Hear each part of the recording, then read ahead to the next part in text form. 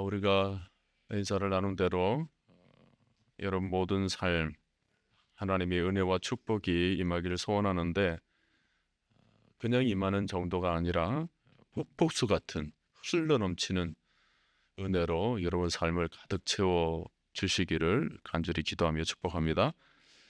우리가 신명기 28장을 보면 우리가 믿음 안에서 살아갈 때 하늘로부터 받게 되는 축복들이 어떠한가가 상세하게 기록되어 있습니다. 아주 세세하게 나열하고 있는데 한마디로 축복의 홍수라고 말을 할 수가 있어요. 여러분 오늘 신명기 28장을 나중에 집에 가서 한번 읽어보세요. 하나님께서 금년 한 해 동안 부어주실 은혜가 어떠한 은혜인지를 여러분들이 발견하게 될 겁니다. 도시에서 시골, 가족에서 가축, 심지어 주방 도구에서 일터에 이르기까지 인간의 모든 삶의 영역을 총망라하는 엄청난 축복들이 거기에 담겨져 있습니다. 내용을 가만히 보면 우리가 부자이건 가난한 사람이건 우리 하나님은 우리를 영적으로나 또 물질적으로 아주 풍성하게 축복하시는 분이라는 것을 분명히 확인할 수 있을 겁니다. 어제 주일에 여러분 보셨죠? 사도 바울은 에베소서 3장 20절에서 이런 하나님을 어떻게 표현했냐면 우리 가운데서 역사하시는 능력대로 우리가 구하거나 생각하는 모든 것에 더 넘치도록 능히 하실 이라고 그랬습니다. 우리가 생각하는 수준 그 이상이라는 거예요. 모든 것에 더 넘치도록 부어주시는 분이라는 겁니다. 하나님이 주실 축복에 대해서 우리가 어느 정도는 나름대로 생각을 해볼 수는 있겠지만 하나님이 우리를 위하여서 예비하신 축복이라는 것은 사실 우리가 상상하는 그 이상의 것이라는 것입니다. 오늘 본문에서도 그런 비슷한 표현이 나오는데 여러분 오늘 본문 9절을 다시 보세요. 내가 기도하노라 너희 사랑을 지식과 모든 청명으로 점점 더 풍성하게 하사 그랬습니다. 사도 바울이 빌립보 교회 성도들을 위해서 기도를 하는데 무엇을 위해서 기도를 했냐면 사랑을 지식과 모든 총명으로 가득하게 만드는데 그 표현이 뭐냐면 점점 더 풍성하게 하사 그랬습니다. 이게 10절에서 언제까지 더 풍성하게 만드냐면 그리스도의 날까지 이르도록 기도하겠다라는 겁니다. 여러분 사도 바울이 이렇게 기도할 수 있는 근거가 무엇입니까? 바로 우리 하나님께서 풍성하게 만들어 주시는 분이라는 것입니다. 모든 것에 더 넘치도록 능히 행하실 분이라는 확신이 있기 때문에 성도들을 위해서 기도를 할 때 하나님께서 분명히 그렇게 만들어 주실 것이다. 오늘 여러분도 금년 안에 이 풍성한 하나님의 은혜를 충만하게 경험하는 한 해 되시기를 바랍니다. 여러분 신앙생활이라는 것은 하나님 안에서 풍성을 누리는 삶이에요. 믿습니까 여러분? 하나님께서 우리에게 채워주시는 것들은 대부분 우리가 쓰고도 남음이 있는 것들이에요. 겨우겨우 채워주시는 분이 아닙니다. 쓰고도 남음이 있도록 오병이어의 기적을 일으킬 때도 12광주리가 남았다고 그랬습니다. 우리가 물질적인 뿐만 아니라 마음도 온유한 마음, 겸손한 마음, 사랑에 가득한 마음 등 우리가 원하기만 하면 우리 속에서 역사하시는 능력은 참으로 놀라울 정도로 나타나게 되는 것입니다. 특히 우리 속에 있는 이 성령의 기름 부으심이라는 것, 우리의 삶으로 인하여서 성령을 아무리 의지하고 그 능력을 의지한다 하더라도 우리가 생각하는 그 이상의 수준으로 하나님은 늘 함께 하십니다. 성령께서 오늘도 함께 하실까? 우리는 늘 그런 생각을 할 때가 많잖아요. 근데 성령의 기름 부으시면 늘 충만합니다. 오늘 새벽에도 여러분 성령 충만 받으시길 바랍니다. 겨우겨우 받아내는 수준이 아니라 흘러 넘치도록. 그래서 금년에 우리 교회 표요도 더 풍성하게 더 충만하게 우리가 생각하는 것보다 더 풍성한 은혜, 우리가 생각하는 것보다 더 충만한 은혜. 아멘입니까? 자, 그런데 여러분 우리가 여기서 놓치지 말아야 할 중요한 사실이 하나 있습니다. 뭐냐면 우리가 그냥 가만히 있는데 우리가 아무것도 바라지 않는데 저절로 모든 것이 풍성이 채워지는가? 그게 아니라는 것입니다. 우리가 신앙생활을 하면서 오해하는 것들 중에 하나가 있는데 그게 뭐냐면 우리가 무언가를 행하지 않아도 그러니까 아무 일도 행하지 않아도 하나님께서 모든 것을 알아서 다 해주시겠지라고 생각하는 것입니다. 물론 그런 부분이 전혀 없는 것은 아니에요.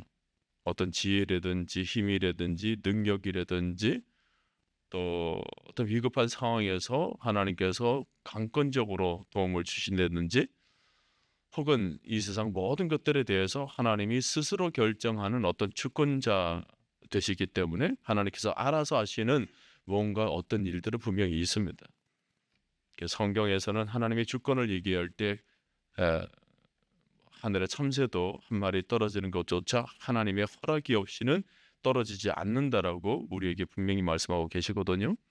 그러니까 하나님은 모든 것을 주관하고 다스리고 계시죠.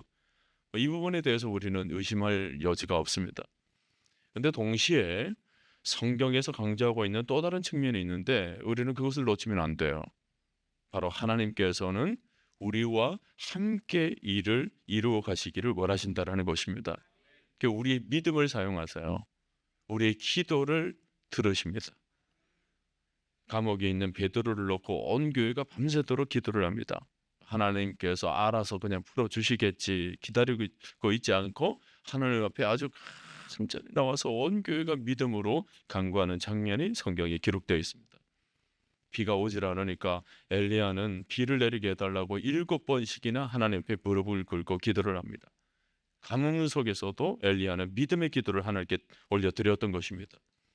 히스기야는 죽음에 이르렀을 때 그냥 생명을 하나님의 뜻에 맡긴 것이 아니라 하나님 앞에 적극적으로 나아가서 그 병을 고쳐달라고 기도하기도 했던 것입니다. 죽음 앞에서도 믿음의 기도를 놓지 않았어요. 이것처럼 성경 인물들은 하나같이 어떤 일들에 부딪힐 때마다 하나님 주권만 내세워서 하나님이 알아서 그냥 해주시겠지 하고 그냥 막연히 손 놓고 있었던 것이 아니라 그 문제를 들고 하나님 앞에 나아가서 하나님께 아뢰고 하나님께 그 문제를 밀어드리고 하나님께 그 응답을 간구하는 모습을 보였다라는 것입니다. 여러분, 요셉이 노예로 팔려갔을 때 그냥 자신의 삶을 그대로 자게 했었어도 하나님께서 그에게 그 꿈을 이루도록 만들어 주셨을까요? 한나가 아이를 갖지 못했을 때 그냥 낭망하고 원망하고 포기했다면 하나님께서 그래도 한나에게 아들 사무엘을 허락해 주셨을까요? 성경은 우리에게 이렇게 가르칩니다. 하나님은 분명히 주권과 의지를 지니고 계시지만 동시에 하나님은 우리 인간의 기도를 통하여서 일을 행하시는 분이시라는 것입니다. 여러분, 금년 한 해 풍성한 삶을 살기를 원하십니까? 하나님께 구하시기를 바랍니다. 가만히 앉아서 하나님께서 알아서 해주시겠지 넋놓고 있지 마시고 간절히 하나님께 기도하시기를 바랍니다. 여러분이 충만한 은혜를 누리고 싶은 만큼 하나님께 나와서 간절히 기도해야 된다는 사실을 여러분 놓치면 안 돼요. 우리가 성경을 다 들여다봐도 하나님의 역사들은 모두 기도할 때 일어났던 것을 볼 수가 있습니다. 여러분, 사도행전을 보세요. 사도 바울이 광풍을 만났을 때 하나님 앞에 기도했다 그랬습니다. 근데 성경이 뭐라고 말하냐면 바울이 기도하기를 시작하니까 천사가 내려왔다 그랬어요. 자, 한 번만 나오면 그럴 수 있잖아요. 근데 성경에 이런 얘기가 얼마나 많이 나와 있는지 모릅니다. 예수님께서 겟세마네 동산에서 기도하실 때 성경이 그 다음에 뭐라고 기록되어 있냐면 하나님의 사자가 예수께 나타나 힘을 돕더라 그랬습니다. 기도를 시작하면 그 다음에 나오는 말이 뭐냐면 성경에서 천사들이 왕래하기 시작했다는 것입니다. 오늘 새벽에도 여러분들이 기도하기 시작하면 천사들이 왕래할 줄로 저는 믿습니다. 사사기 13장 8절에서 13절을 보면 삼손의 아버지 마노아가 나오는데 마노아가 여호와께 기도를 합니다. 그랬더니 그 다음 구절에 뭐가 나오냐면 13절 9절에서 여호와의 사자가 마노아에게 이르되, 여러분 이상하지 않습니까? 기도를 하면 우리는 그냥 하나님 앞에 우리 문제를 놓고 기도하는데 천상은 바빠지기 시작한대요. 바빠지게. 엄청 바빠진대요. 우리는 지금 새벽에 와서 그냥 조용히 앉아서 하나님 앞에 기도를 하는데, 우리가 기도하기 시작하면 뭐라고요? 하늘이 지금 바빠지기 시작한다는 거예요. 천군 천사들이 바빠지기 시작한다고요. 기도를 실어 나르고 응답을 실어 나르고 역사를 실어 나르고 하늘이 바빠지기 시작한다는 것입니다. 여러분, 기도는 하나님으로 일하시게 만드는 것입니다. 여러분 한번 따라서 해볼까요? 기도하는 곳에서 하나님은 일하시고 역사하신다. 믿습니까, 여러분? 여러분, 성경의 역사들은 모두가 기도의 역사인 것입니다. 오늘 우리 시대도 마찬가지예요. 이사야 62장 7절 말씀을 보니까 여호와께서 예루살렘을 세워 세상에서 찬송을 받게 하시기까지, 그다음 뭐예요? 그로 쉬지 못하시게 하라 그랬습니다. 무슨 일인 줄 아십니까? 하나님께 기도 좀 해달래요. 지금 하나님이 쉬고 계신답니다. 나 좀 역사하게 해달래요. 쉬지 못하게 한다는 말은 히브리어로 일하게 하라, 역사를 일으키게 하라, 그런 뜻입니다. 이스라엘이 기도를 안 하고 있으니까 하나님이 일을 안 하고 계신답니다. 그래서 기도 좀 해달래요. 기도의 목소리를 좀 들려달랍니다. 내가 너 가정 안에서, 너 자녀 안에서, 너의 일터 안에서, 하나님의 교회 위에서 성령이 일하시고 역사하시고 움직일 수 있도록 기도 좀 해달래요. 여러분, 이것이 이사야 시대에만 해당되는 말씀이겠습니까? 오늘 우리 시대도 하나님께서 우리 시대를 바라보면서 하시는 말씀이 저는 이와 같다고 저는 생각합니다. 우리 성도들로 하여금, 주의 자녀들로 하여금 이 시대를 바라보면서 이 시대 가운데 하나님께서 역사할 수 있도록 기도 목소리를 좀 들려달라는 거예요.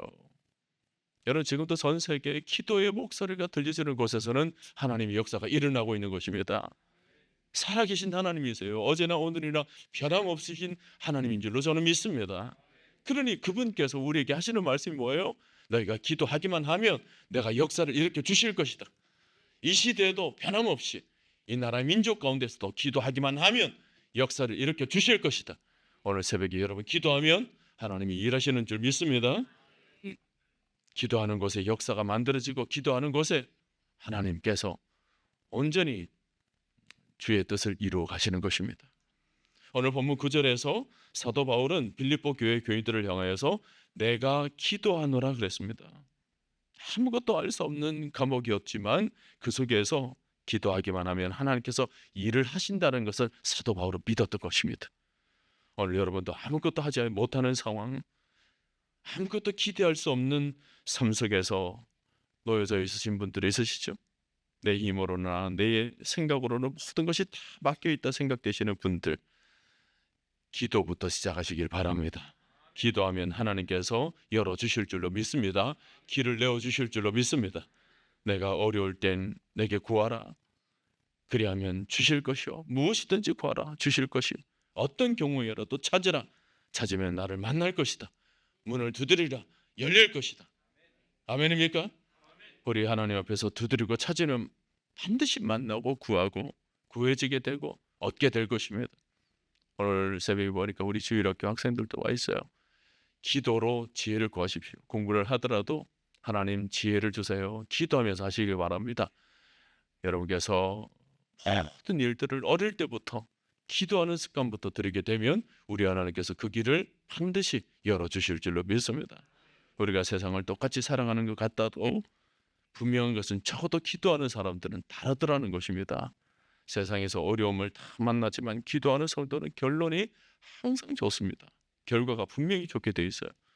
기도로 시험을 다 이겨내게 되고, 기도로 어려움들을 다 이겨내게 되고, 기도로 모든 혼란들을 다 극복해 내는 것입니다.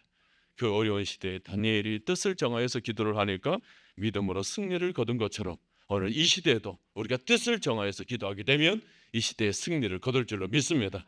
마태복음 7장 11절에서 너희가 악한 자라도 좋은 것을 자식에게 줄 알거든 하물며 하늘에 계신 아버지께서 구하는 자에게 좋은 것을 주시지 않겠느냐. 여러분, 좋은 것은 하나님의 손에 다 있습니다.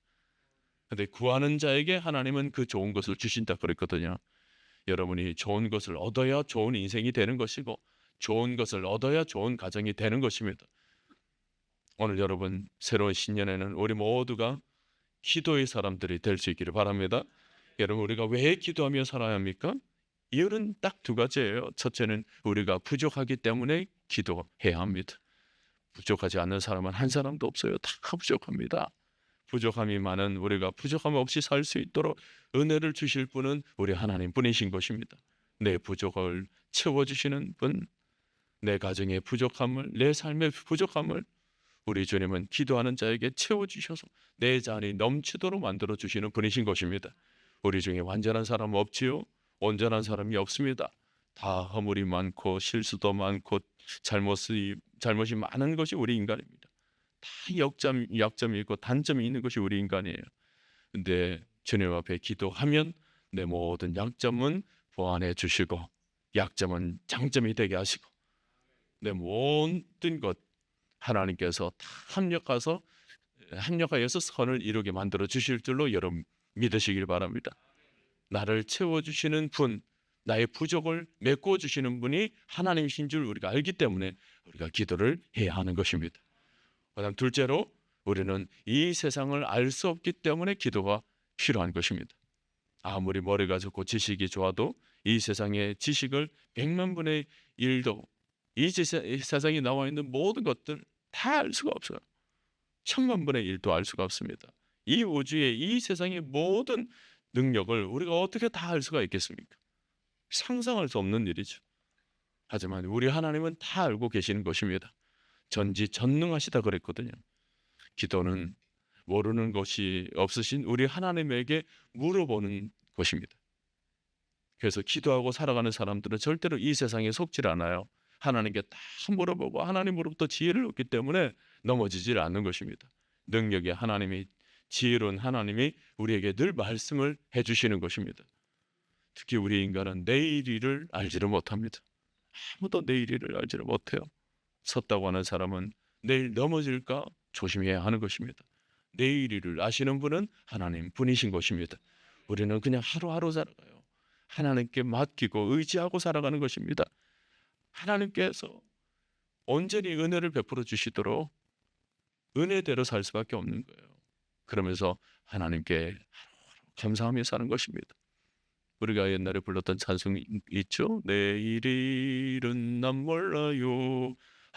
하루하루 살아요. 불행이라요 행함도 우리는 알지를 못해요. 모든 것을 하나님께 의지하고 맡기고 기도하며 사는 것입니다. 사랑하는 성도 여러분, 기도로 금년 안에 풍성한 삶을 사시기를 바랍니다. 기도하면 하나님께서 채워주실 줄로 믿습니다. 기도하면 한 치 앞도 내다보지 못하는 인생사례를 우리 하나님께서 푸른 불과 실만한 물가로 인도해 주실 줄로 믿습니다. 우리 하나님이 천지를 다스리고 창조하시면서 온전히 인도해 주시는 분이신 것입니다. 우리 하나님이 내 모든 근심, 염려까지도 다 책임져 주실 것입니다. 아버지가 책임지고 해결해 준다는데 자녀가 왜 끙끙거리고 있습니까? 효자라서 아버지 걱정 덜 들으려고 그러고 있습니까? 그럴 필요도 없고 그럴 능력도 없습니다. 우리는 아버지의 마음을 우리가 잘 몰라서 그렇죠. 아버지는 자녀의 문제를 해결해 주면서 기쁨을 얻는 것입니다. 하나님은 기쁨으로 우리 문제를 해결해 주시기를 원하시는 것입니다. 요한복음 16장 24절 지금까지는 다 같이 읽읍시다. 지금까지는 너희가 내 이름으로 아무것도 구하지 아니하였으나 구하라 그리하면 받으리니 너희 기쁨이 충만하니라. 있습니까 여러분? 그러므로 금년 안에 기도하면서 사시기를 바랍니다. 기도로 더 풍성한 은혜, 더 충만한 기쁨을 누리시기를 바랍니다. 기도를 통해서 새로운 한 해의 출발, 모든 염려, 걱정, 금신 모든 것을 하나님께 다 맡겨드리고 하늘로부터 아주 폭포수 같은 은혜를 충만히 받아 누리는 여러분 모두가 될 수 있기를 주님의 이름으로 간절히 축원드립니다.